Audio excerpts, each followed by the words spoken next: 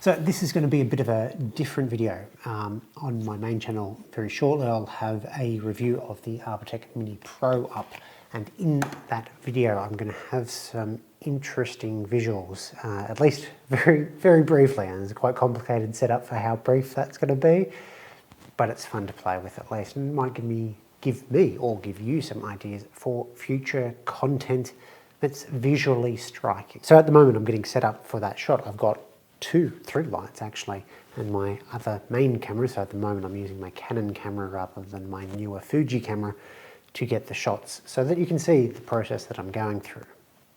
I'll get in nice and close now so you can actually see what it is I'm trying to achieve. So I'm just going to move the light here out of the way so you can get a better idea, or a better look at everything. We've got the actual product in the corner there. Main light giving me a nice fill light.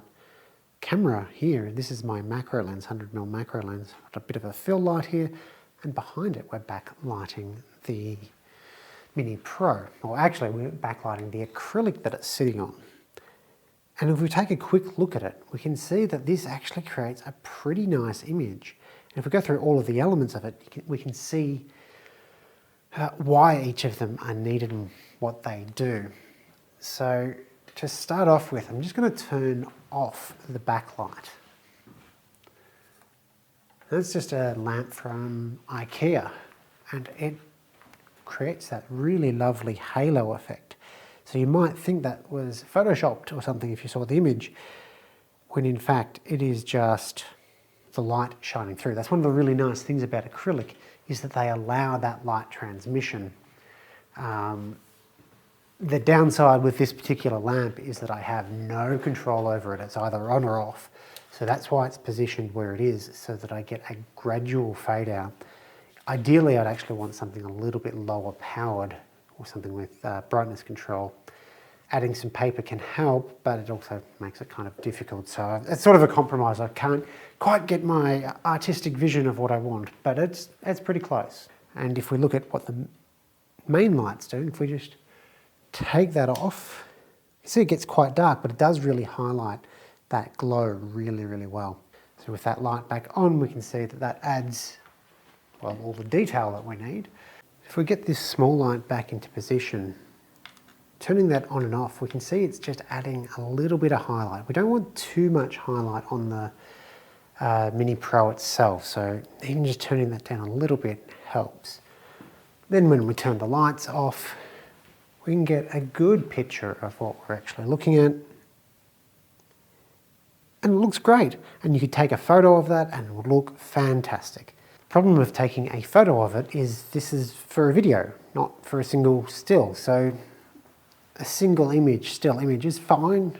I could work with that, but it's just a little bit boring. So what I've got hooked up here is the Mini Pro to an M8 bolt. Now it's actually a 3/8 inch bore, so I've used a reducer. I 3D printed a bushing to reduce it from 3/8 down to M8. That's attached to the acrylic, and then I printed a little bobbin.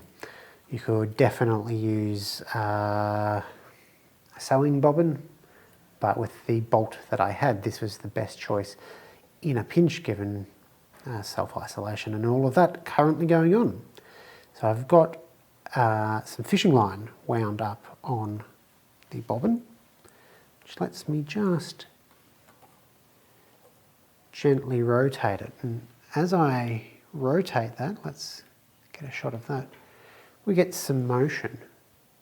Now I want to rotate this nice and slowly so that I can smooth it out in post, and so I can control the speed and all of that in post-processing. So the important thing is we want to roll this up in reverse, or opposite to the way that we want it to run. Fishing wire is not my favourite thing to use, but it works. It doesn't cast much of a shadow either, which is kind of the important thing here.